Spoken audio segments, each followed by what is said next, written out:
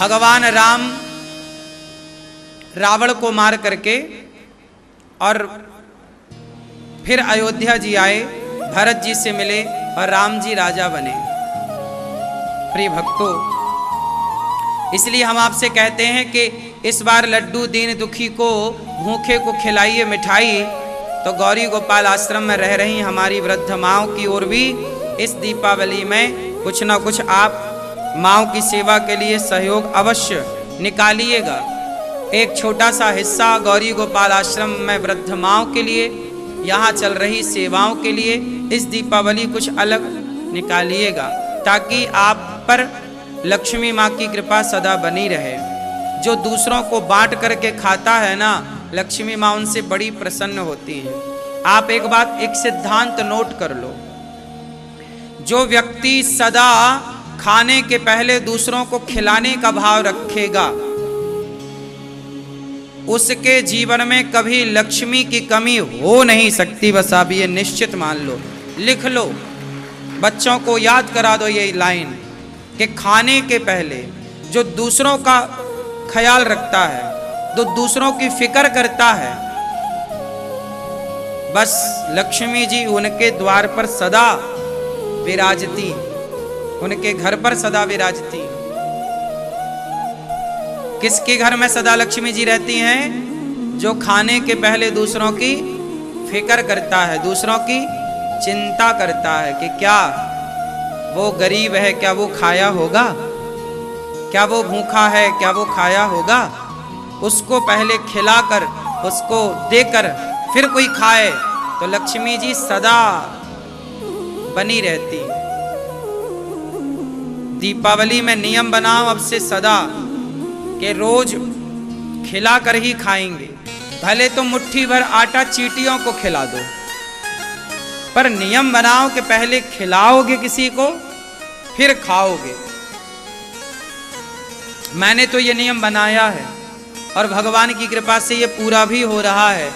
गौरी गोपाल आश्रम में रोज सवेरे 8 बजे हजारों साधु संत आते हैं। पहले उन संतों को यह दास देने का प्रयास करता है।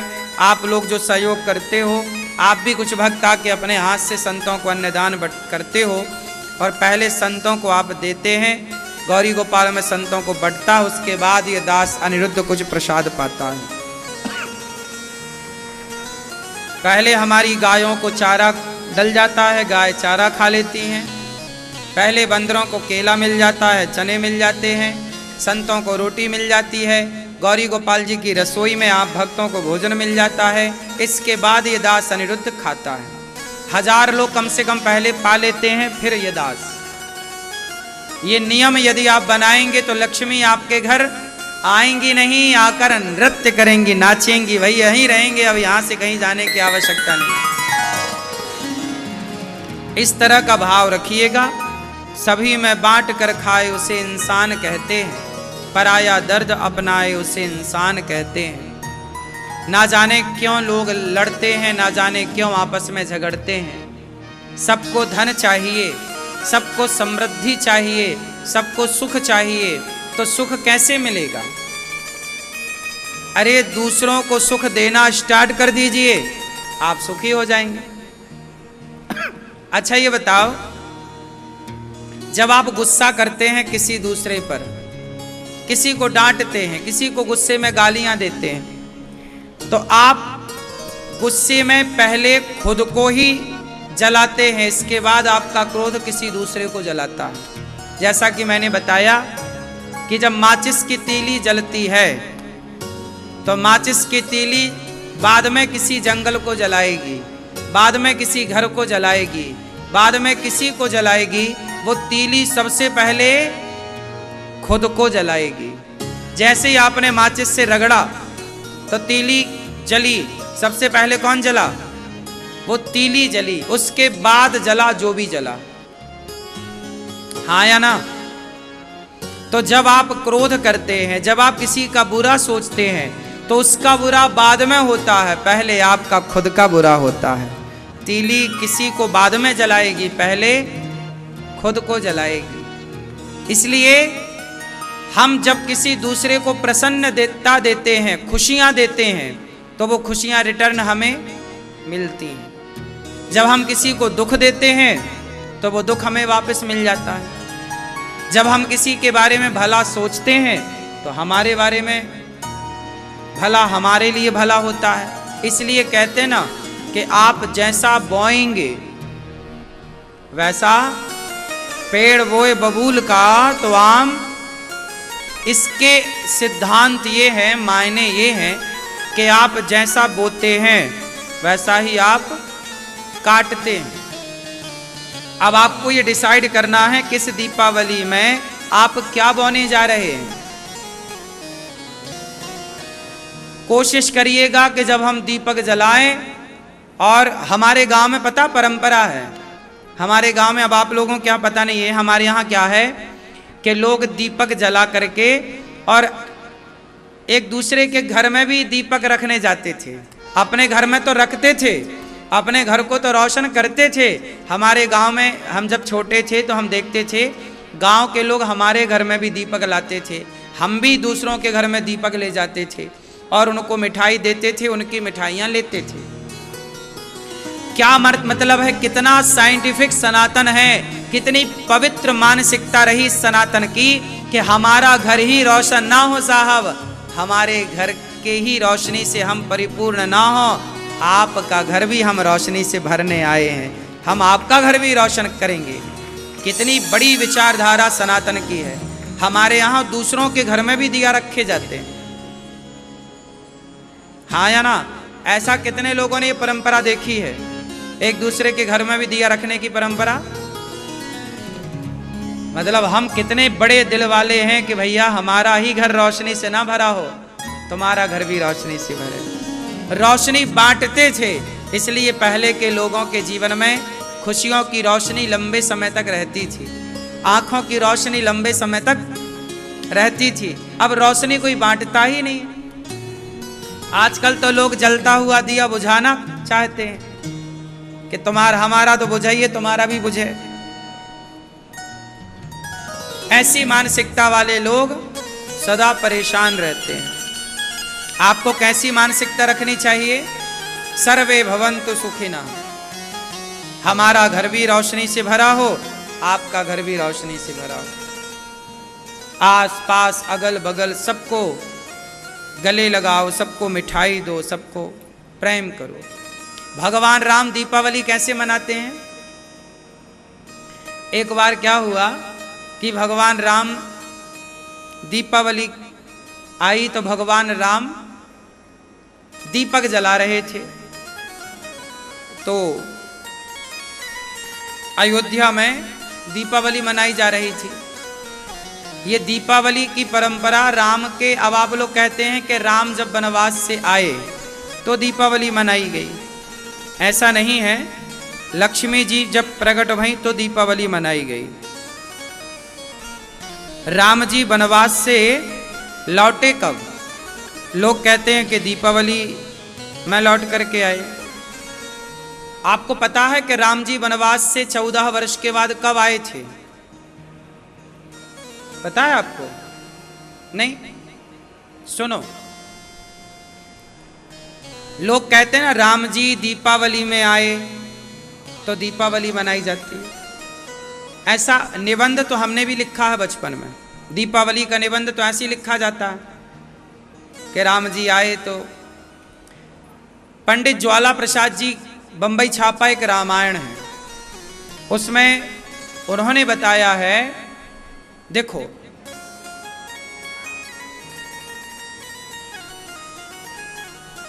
राम जी जो रामचरितमानस में लिखा, मैं कुछ उसे बताता हूं, ध्यान से सुनिएगा। बरसा विगत शरद ऋतु आई, फूले कांस सकल मही छाई। अच्छा, जब राम जी ने बाली को मारा तो बाली को मारने के बाद आषाढ़ आ गया, तो आषाढ़, सावन, भादो और कुंवर 4 महीने राम जी कहां रहे? गुफा में रहे। अब वर्षा विगत शरद ऋतु आई। जब वर्षा बीत गई और शरद ऋतु आई, मतलब यही जब मौसम आया दीपावली का, इसी समय हनुमान जी लंका गए और सीता मां का पता लगाया। भाई 4 महीने तो वहीं बीत गए ना। अब रावण क्या कहता है? जब रावण सीता मां को धमकाने आया, जब हनुमान जी अशोक वृक्ष पर चढ़े, तो रावण क्या बोला सीता से कि 1 माह में तुम मेरी बात मान लेना, नहीं तो तुम्हारा सिर काट दूंगा। मास दिवस कर कहा ना माना, तो मैं मार विकाड़ कृपाना। तो हनुमान जी बोले कि 1 महीने के अंदर आना है। तो हनुमान जी लंका गए, राम रावण का युद्ध हुआ। और राम रावण का जब युद्ध हुआ, ऐसे वहां से आना, सीता मां का पता लगाना, ऐसे करते करते काफी टाइम बीता।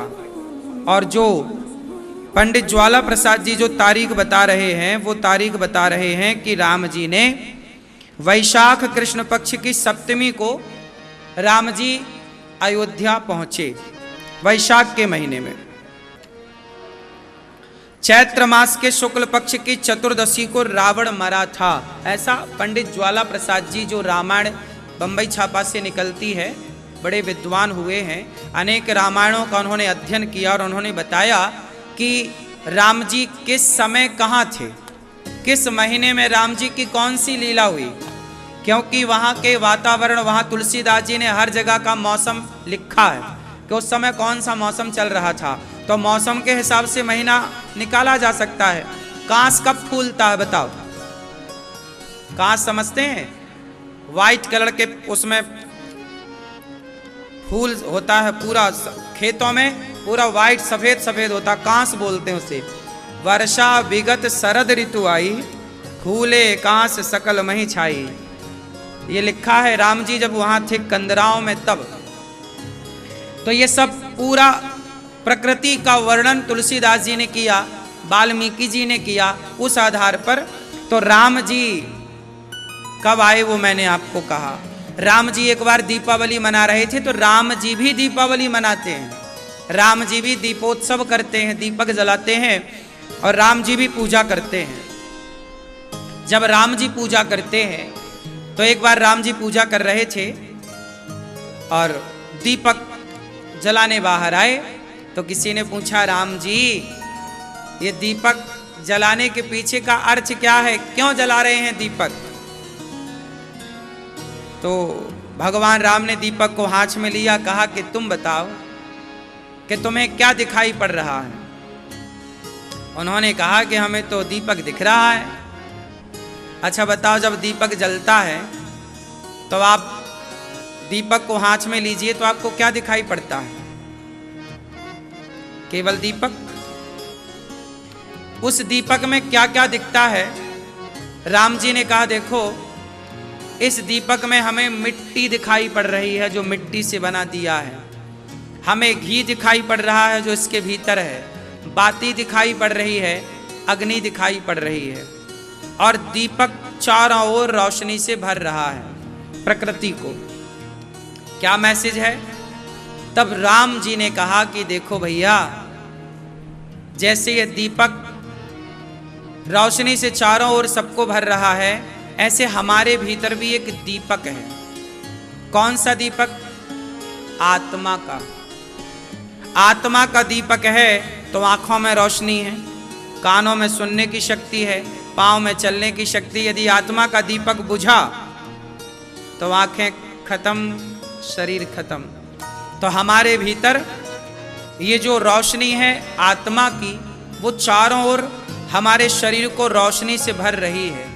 इसलिए दीपक जैसे सबको रोशनी से भरता है, चारों ओर प्रकाश बराबर फैलाता है, ऐसे जो हमारे शरीर में जो आत्मा है, हमारी इंद्रियों को रोशनी से भरती है, और इंद्रियों को रोशनी से भर के ये मैसेज देती है कि आपकी इंद्रियां, आँखें अच्छा कार्य करें, देखने का अच्छा देखें, कान अच्छा सुने, वाणी अच्छा बोले, हाथ अच्छे कार्य करें।